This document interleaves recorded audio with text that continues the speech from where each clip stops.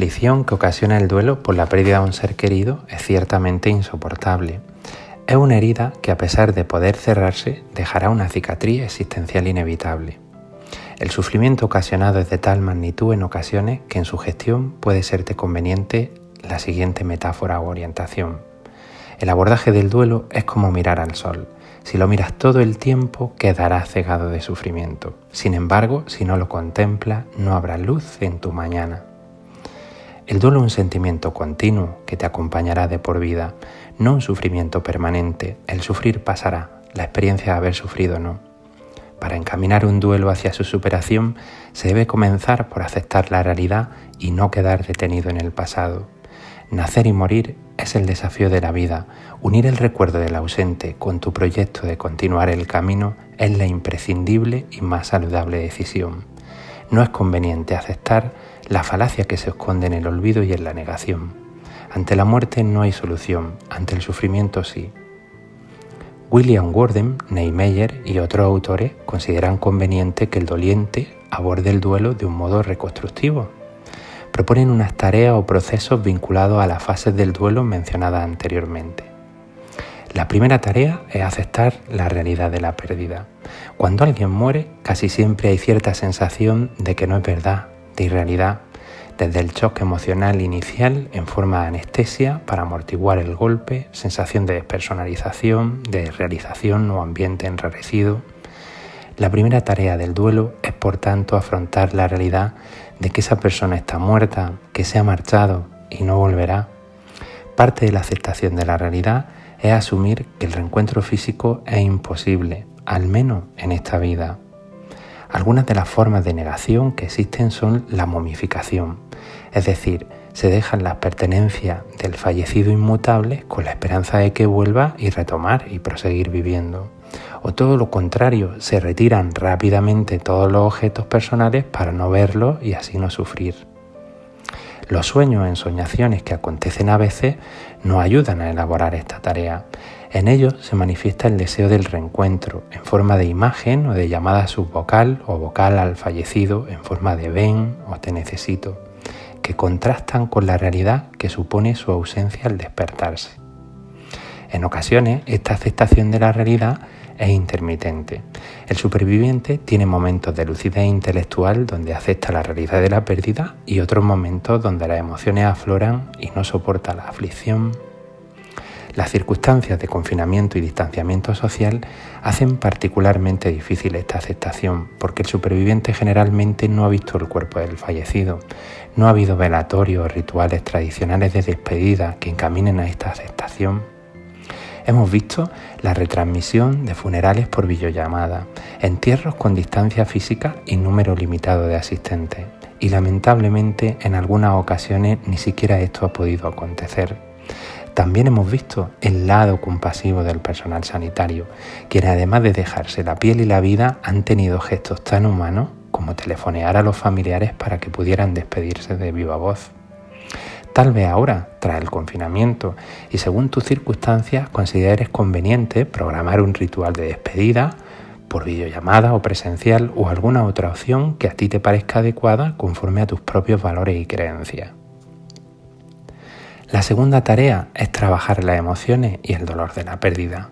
La negación de esta segunda tarea de trabajar el dolor es no sentir. Cada persona tiene una forma diferente de expresar las emociones, ninguna es mejor o peor, no hay un único método. Lo importante es vehicular tu sentir. Siéntete libre de elegir el modo más conveniente para ti y date permiso para hacerlo. Algunas sugerencias pueden ser conversar sobre lo que sientes con amigos y familiares, configurar una caja de recuerdos o un álbum de fotos, elaborar una presentación de vivencia o escribir una carta, o mejor aún, un diario de despedida. Si eliges esta opción, tal vez podrías empezar por querida mamá, papá, hermano, pareja o amigo con mayúsculas, todos ellos con valor y nombre propio, generando un espacio donde abrazar el dolor y aflorar los recuerdos, sentimientos, emociones, miedo, incertidumbre, culpa, nostalgia, ambivalencia, rabia, conversaciones pendientes o la alegría y vivencias compartidas, donde te vas haciendo consciente de lo que sientes, así como del valor y significado de la relación, del proceso de pérdida y despedida progresivamente. Esta tarea no tiene un tiempo determinado, puede durar meses o incluso algún año. Cuando sientas que estás preparado para un adiós, ponle fin. Este adiós no es olvidar, sino dejar atrás lo antiguo para continuar tu camino ligero de equipaje y liviano de deudas emocionales abrumadoras. Bowlby dice que, antes o después, aquellos que evitan todo duelo consciente sufren un colapso, habitualmente con alguna forma de depresión. Por tanto, es recomendable expresar estas emociones para no tener que afrontar el duelo en un futuro con la complicación que supone volver al pasado. La tercera tarea es adaptarse a un medio en el que el fallecido está ausente. Adaptarse a un nuevo medio significa cosas diferentes para personas distintas. El sinsentido vital dependerá de cómo era la relación con el fallecido y de los roles que asumía. La persona querida ocupaba diversos roles emocionales, sociofamiliares, afectivos de tarea que mantenían tu vida y la del sistema familiar en relativa armonía. Tener que adoptar algunos de esos roles en un momento donde el estado de ánimo es bajo puede ocasionar que la persona experimente sensación de frustración o incompetencia. Si es inevitable, tal vez tú puedas asumir algún rol. Comienza por el más sencillo. No una cuestión fácil, porque tu persona querida lo asumía de manera cotidiana y natural. Pero con práctica y constancia, los supervivientes son capaces de continuar con sus tareas y aprender nuevas formas de enfrentarse al mundo. Complementariamente, puede serte conveniente pedir ayuda y dejarte ayudar, ya que el apoyo social percibido es uno de los mejores amortiguadores de estas situaciones estresantes. Es importante el ajuste al propio sentido del mundo. La pérdida a causa de una muerte puede cuestionar tus propios valores nucleares de la vida, tus creencias filosóficas, creencias influidas por nuestras familias, nuestros pares, la educación y la religión, así como por las experiencias vitales. No es extraño sentir que se ha perdido la dirección de la vida y hay que otorgar nuevos rumbos. Cuando todo esté perdido, recuerda el valor de los valores, tus propios valores, y oriéntate hacia ellos. Algunos son herencia o construcción compartida con el fallecido y dará sentido continuar la senda. Pero tu vida sigue. Es muy importante que también explores, cultives y cuides el jardín de tus propios valores, aquellos que también te hacen único o única. La cuarta tarea es recolocar emocionalmente al fallecido y continuar viviendo. Para muchas personas esta tarea es quizá la más difícil de completar. Se quedan bloqueados en este punto y más tarde se dan cuenta de que su vida en cierta manera se detuvo cuando se produjo la pérdida. Es por ello que me gustaría encaminarte de la forma más humana que conozco. Algunas personas encuentran la pérdida tan dolorosa que hacen un pacto consigo mismas de no volver a querer nunca más. Me gustaría decirte que el amor es un sentimiento que trasciende del plano físico, del espacio y del tiempo. Podrás seguir queriendo a esa persona mirando en tu interior, sintiendo desde tu propio corazón. Esa persona siempre vivirá en ti.